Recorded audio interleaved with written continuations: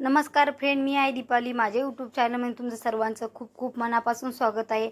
आज मस्त आपण गवार बनवणार आहे, ते पण गावाकडच्या पद्धतीने। कसे बनवतात कसे नाही, चला स्किप न करता पूर्ण व्हिडिओ आपली रेसिपी पूर्ण बघूया। चला तर वेळ न घालवता आपल्या रेसिपीला सुरुवात करूया, कशी बनवायची ती। चला मग आज आपण गवार बनवूया आणि माझ्या पद्धतीने कशी बनवायची ती नक्की एकदा तुम्ही ट्राय करा। अगोदर काय केलं, गवार मस्त स्वच्छ कट करून घेतलेला आहे। तुम्हाला कसा करायचा त्याच्यानुसार तुम्ही करू शकता बरं का। चला आपण मस्त मसाला लावून गावाकडच्या पद्धतीने बनवूया। चला तर मग आपण रेसिपीला सुरुवात करूया। गॅसवरती तवा ठेवलेला आहे मी। आता त्याच्यामध्ये बारीक चिरलेला कांदा टाकायचा।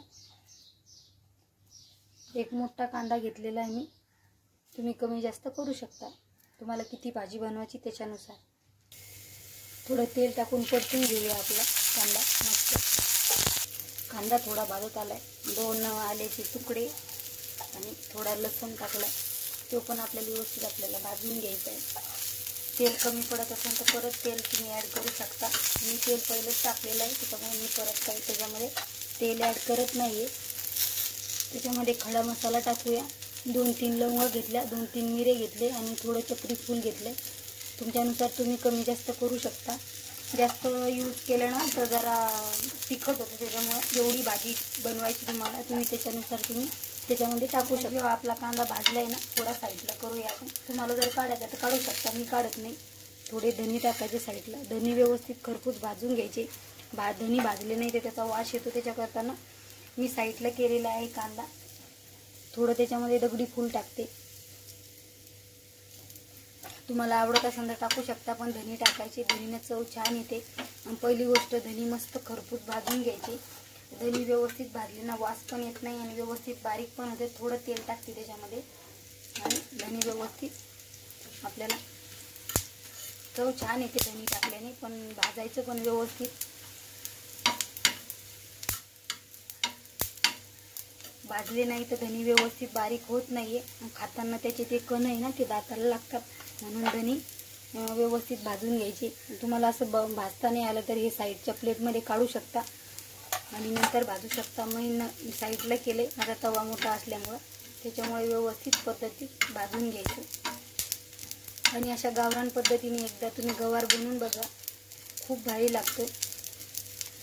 चला आपल्या धनीचा कलर चेंज झालेला आहे, आता धनी पण व्यवस्थित भाजून झाले पूर्ण। आता मिक्स करून घेऊया। गॅस मी स्लो केलेला आहे, अगोदर थोडा फास्ट केला होता, आता स्लो केला। म्हणजे राहिली कस ती भाजायची ती व्यवस्थित भाजून निघते। आता स्लोच गॅस आहे। आता हे जे आपलं सगळा मसाला आहे तो साईडला करून घेऊया आणि कराळ टाकूया। कराळ तुमच्यानुसार टाका बरं का, तुम्हाला किती टाकायचे ते। कराळ लगेच भाजते, जास्त वेळ लागत नाही कराळा भाजायला। कराळ्यानं चव छान येते, त्याच्यामुळं व्यवस्थित कराळ पण भाजून घ्यायचे। कराळ लगेच भाजते, गॅस जास्त फास्ट करायचा नाही आहे, कारण की त्याला बारीक असल्यामुळे लगेच भाजले जाते। स्लो गॅसवरती व्यवस्थित खरपूस भाजून घ्यायचा आहे। आणि त्याची चटणी पण बनवतात कराळ्याची, ती पण तुमच्याबरोबर एक वेळेस नक्की शेअर करेन। मी भरपूर गावाकडून कराळा आणलेला आहे, त्याच्यामुळे मी एक दिवस त्याची चटणी बनवणार आहे। तुम्हाला जर याच्यामध्ये मिरची यूज करायची असेल तर करू शकता, मी नाही करत मिरची यूज। आता आपलं मस्त चटचट वाजायला लागले, आवाज येत असेल तुम्हाला व्यवस्थित। आता कराळा पण भाजून झालेलं आहे पूर्ण, आता मिक्स करून घेऊया। मला असं बरं पडते म्हणून मी असंच कराळा नेहमी असंच भाजत असते।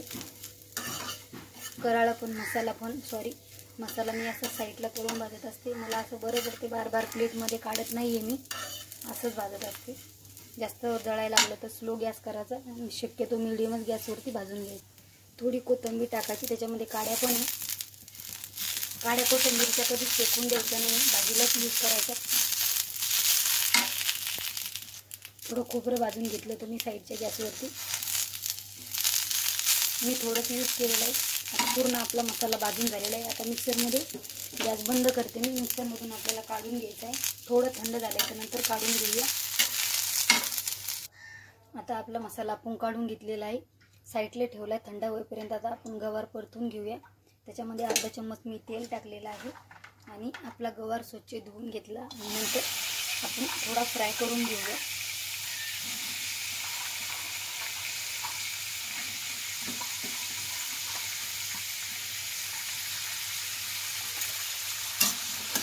आलटून पलटून मस्त व्यवस्थित फ्राय होते. आता थोडं त्याच्यामध्ये मीठ टाकूया चवीप्रमाणे.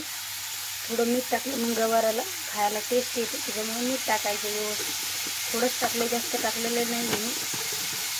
आणि तुम्ही बघत राहायचं, खाली जास्त करपू द्यायचं नाही, व्यवस्थित फिरवत राहायचं. शेंगा फ्राय होईपर्यंत आता मी मिक्सरमधून मसाला पण बारीक करून घेते. आपल्या शेंगांना व्यवस्थित फ्राय झाल्या आता आपण काढून घेऊया. फोडणीची तयारी करायची. आता शेंगा काढून घेतल्या. त्याच कढईमध्ये तेल घालायचं आहे. 2 चम्मच मी तेल घातलेलं आहे. तेल गरम झाले तर कढीपत्ता घालूया. आता त्याच्यामध्ये मसाले टाकायचे. तुमच्याकडे जे असेल ते टाका. मी अंबारी मसाला, महाराजा मसाला, लाल तिखट, हळद टाकली. तुमच्याकडे जे अवेलेबल असेल ते तुम्ही टाकू शकता. मसाल्याचं काही कमी जास्त चालते. थोडी बारीक चिरली कोथिंबीर त्याच्यामध्ये ॲड करायची. मस्त आपले मसाले तळून घ्यायचे.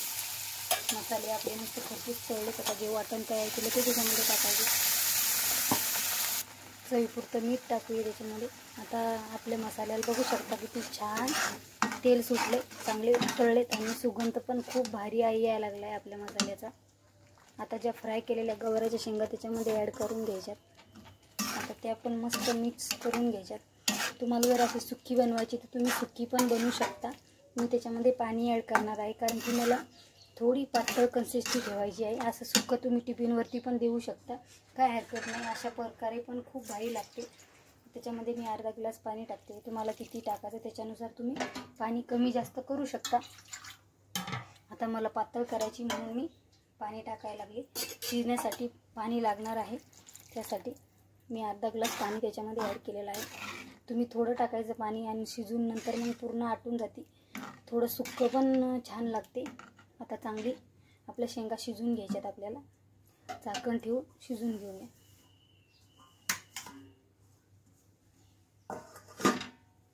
आपण ना मस्त झाकण ठेवून आपली गवाराची शेंगा शिजून घेतलेल्या आहे. मस्त एक उकळी काढून घ्यायची. आता आपण थोड्याफार शेंगा फ्राय करून घेतल्या होत्या, शिजल्याच होत्या.